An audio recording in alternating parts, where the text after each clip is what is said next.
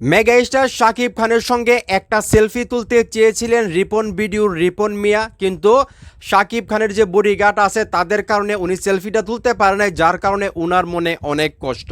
মানে রিপন ভিডিও বলতেছে যে আমার একটা স্বপ্ন ছিল মেগাস্টার শাকিব খানের সঙ্গে একটা সেলফি তোলার, কিন্তু সেই স্বপ্নটা পূরণ করতে পারলাম না। আমি শাকিব ভাইয়ের যে বডিগার্ডরা ছিল তাদেরকে আমি অনেক রিকোয়েস্ট করছি, অনেকভাবে বুঝাইয়া বলছি যে আমি শাকিব খানের সঙ্গে একটা ছবি তুলতে চাই, সেলফি তুলতে চাই, কিন্তু তারপরেও তারা আমাকে সেই সুযোগটা দিল না।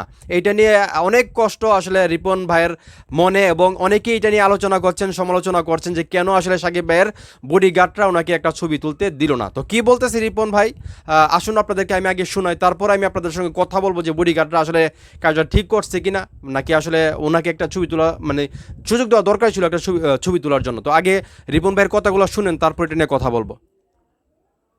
কষ্ট লাগছে, আমার খুব খারাপ লাগছে। ছবি তুলতে দেয় নাই সাকিব ভাইয়ের সাথে একটা ছবি তুলবো, সবাই যখন তুলতেছে আমারও একটা ইচ্ছে সাকিব ভাইয়ের সাথে একটা ছবি ছিল একটা ছবি তোলার। সাকিব খানের যে বডিগার্ড ছিল, বডিগার্ড গুলো ছবি তুলতে দেয় না। আমি তাদেরকে বলছি ভাই আমি একটা ছবি তুলবো সাকিব ভাইয়ের সাথে, কয় না না ছবি তোলা যাইবো না, ছবি তোলা যাইবো না।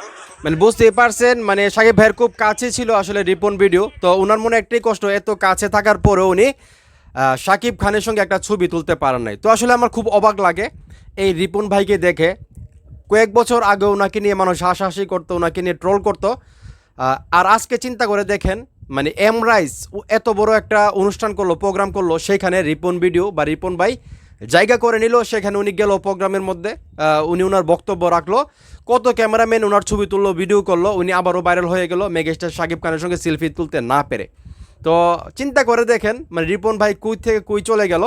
আর শাকিব খানের সঙ্গে ছবির যে ব্যাপারটা, আসলে আমি মনে করি শাকিব ভাইয়ের যে বডিগার্ডরা ছিল তারা তাদের দায়িত্ব পালন করছে।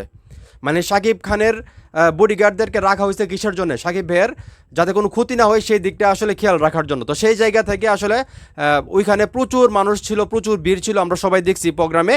তো সেইখানে আসলে হয়তো বা সুযোগ ছিল না একজনকে সুযোগ করে দেওয়ার শাকিব ভাইয়ের সঙ্গে সেলফি তোলার জন্য। তো রিপন ভাই ইনশাল্লাহ হয়তো আজকে না হোক আরেকদিন হয়তো আপনি সেই সুযোগটা পাবেন মেগাস্টার শাকিব খানের সঙ্গে দেখা করার বা সেলফি তোলার।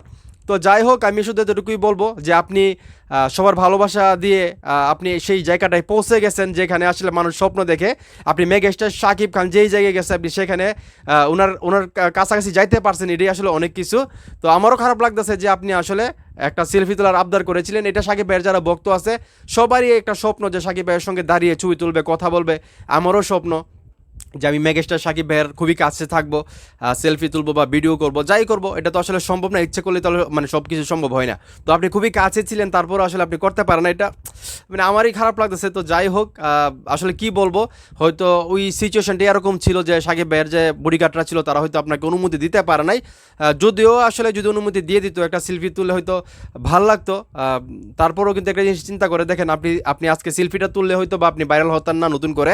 আপনি সেলফিটা না তোলার কারণে, আপনার মনের কষ্টগুলো বলার কারণে কিন্তু আজকে আপনি আবারও ভাইরাল হয়ে গেলেন, মানে সোশ্যাল মিডিয়ায়, এবং সবাই কিন্তু আপনাকে সাপোর্ট করতেছে, আপনার জন্য কষ্ট পাইতেছে। এটা কিন্তু আসলে অনেক কিছু, মানে কথায় আছে না, আল্লাহ যা করে ভালোর জন্যই করে। আজকে যদি আপনি চিন্তা করে দেখেন একটা সেলফি তুলতেন, ফেসবুকে সেলফিটা আপলোড করতেন, হয়তো 2-3 লাখ আপনি লাইক পাইতেন, ঠিক না? কিন্তু এখন যে ভাইরালটা হয়েছেন সেটা কিন্তু হইতেন না।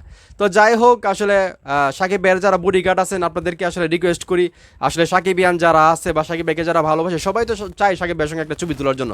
যদি এরকম সুযোগ থাকে, কেউ যদি আবদার করে, আপনাদের কাছে সুযোগ থাকলে অবশ্যই সেই সুযোগটা করে দিবেন। কারণ শাকিব ভাই তো ব্যস্ত মানুষ, উনি তো আর আসলে জানে না যে কে ওনার কাছে যাচ্ছে বা কে ওনার সঙ্গে ছবি তোলার জন্য আবদার করতেছে, ওনার সেটা জানারও কথা না। আপনারা যেহেতু ওনাকে গার্ড দিয়ে রাখেন, আপনারা সব কিছু জানেন। তো দয়া করে আপনারা একটু নমনীয় হবেন, এবং যদি সুযোগ থাকে, মানে আমরা যখন যাব, শাকিবিয়ান হোক বা আদার্স কোনো অডিয়েন্স হোক, তো সুযোগটা থাকলে আপনারা সেই সুযোগটা দেন। তো যাই হোক, প্রিয় শাকিবিয়ান ভাই বোনেরা, এই যে রিপন ভাই শাকিব ভাইকে তো কাছ থেকে দেখলো, উনি আসলে একটা স্বপ্ন ছিল শাকিব ভাইয়ের সঙ্গে সেলফি তোলার, কিন্তু উনি তুলতে পারেন এই বডিগার্ডদের কারণে। এই বিষয়টা আসলে তোমাদের কাছে কীরকম লাগতেছে, কতটা খারাপ লাগতেছে, তোমাদের কী মনে হয় সেটা অবশ্যই কমেন্ট করে জানাও। ভিডিওটা ভালো লাগলে অবশ্যই শেয়ার করো।